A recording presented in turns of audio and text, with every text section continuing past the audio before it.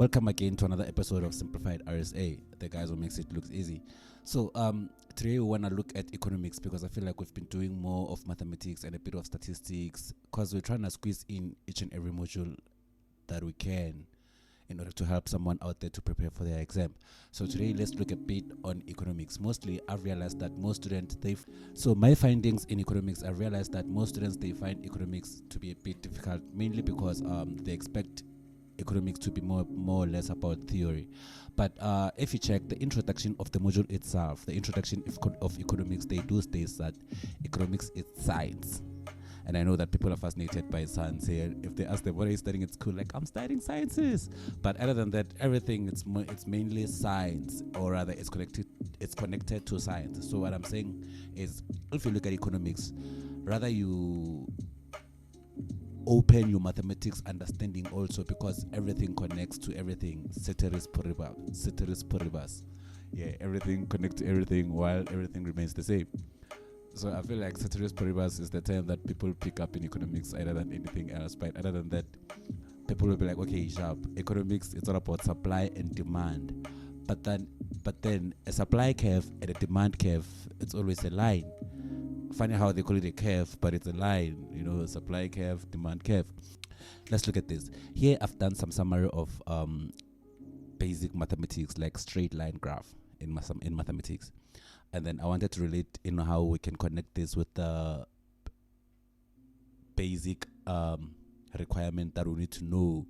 Like I say, whenever we think of economics, everyone thinks of supply and demand. And we know, like, if you're doing a first course in statistics, in economics, this is the demand curve, it looks like this, and the supply curve looks like this.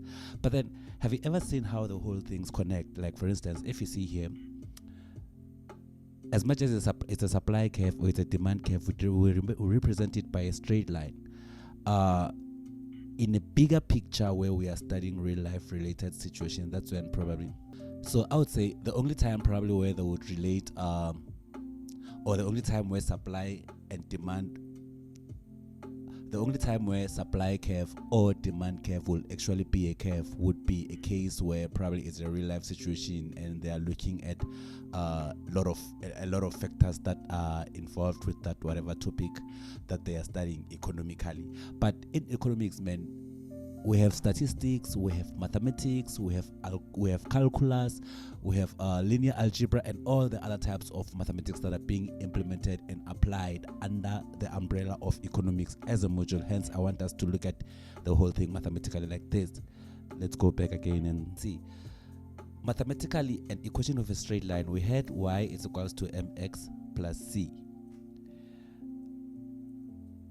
And we've stated that the number attached to x, because remember, when we talk of a graph, like we want to plot a y and an x intercept, mathematically.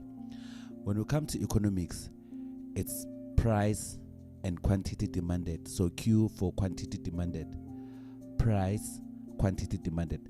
And mind you, the very same graph can be extended. If they wanted to, they could extend this graph to be similar to this one, like the way it crosses like that, because like that's one thing we're missing, because I just want us to pick up that these things, they relate. So would get, as much as the y-intercepts goes down and the x-intercepts goes across, the p can go like that and the q can go like that. But the problem now is just that economically, we don't care about the negative part of the graph. So we just focus on the positive side only. Because if you see here would be a negative side, positive y, positive x, negative x, positive y, negative y. So economically, we don't care about the other side, hence we leave the equation like this. But then I just want to show you the similarities. So with supply curve, we have a positive slope. A slope is the number attached to Q in this case.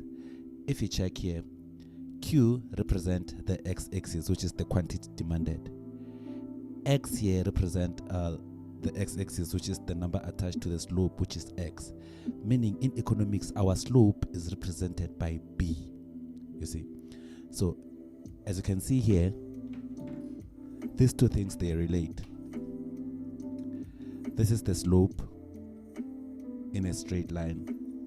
This is a slope in a straight line graph, and a positive slope results in a line of this shape, which gives us something similar to supply. And the supply is positive because you are supplying. So demand, when you demand, it's a reverse of supply. If someone demand and then they receive, kind of vibe, you know what I mean? If you demand something and then someone supplies it to you and then you receive that thing, you see here, minus m represent a negative slope. In a negative slope, it gives a line like this. Even if these were to be placed in empirical numbers and we actually draw the straight line graph, we would get positive slope, negative slope. So same here, we can see that with demand, it's a negative slope, and demand curve is like that. So even if you didn't know how a demand curve looks like, and then they give you an equation like this, and they say you this is gonna result in some sort of a curve, and then it's called the demand curve, and then give us a shape of how you think it would look like. Knowing that mathematically a negative slope give you something like this, you would then relate like, oh, there it goes. But then the P and Q, they are the variables which you are working in, and as you know, according to when we draw a Cartesian plane, the horizontal axis, it's always the independent one, and then the vertical axis is always the dependent. So here y is a dependent axis, and then x is the independent axis. But then let's put it in economics. P stands for the price of whatever quantity of something that is being demanded or supplied, right? So if you look at this, Q, it's independent, but P depends on Q. So let's make an example. Suppose we are buying apples.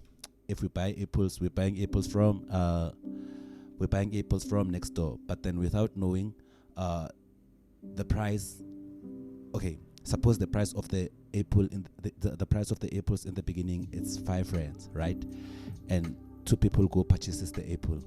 Now if the price is 5 rand and then 2 people buys the apple, now if the quantity demanded of the apple goes up, like people want more apple, the salesperson will become more happier by saying, oh, you know what, let me stock more apples and increase the price, because now more people wants the price, and then that's when I can make more money, because they're looking at it on a business side of view. But then the more the price goes up, people are like, this thing used to be cheap, now we're gonna stop buying. So when the price goes up, the quantity demanded decreases. But then there's a difference between quantity and quantity demanded. Like for now, I'm not going deep into economics. I will do that in another video.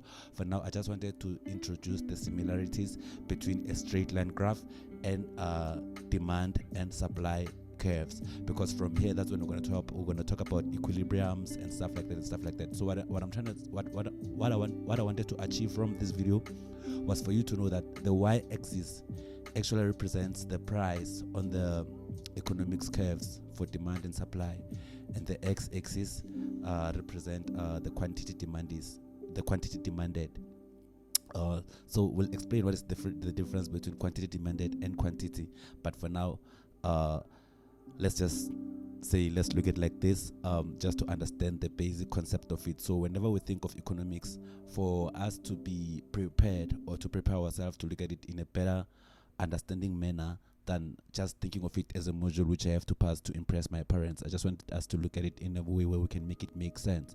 Other than that, so on the next video, hence I'm like, for now I'm doing the mathematical part of it, because theory can only be explained in a different form. I think the theoretical part of the economics, I'll do it with some of my friends, but for now I just want to cover the calculations part of it. So now I wanted us to relate with the straight line graph and the Alright, so now let's do on the next video, let's do a question that is related to the mathematical application of the whole things, where we can see that the actual straight line does really apply to the straight lines or the curves for economic related equations for supply and demand. I'm Mr. Maimane. Catch me on the next video. Please subscribe and like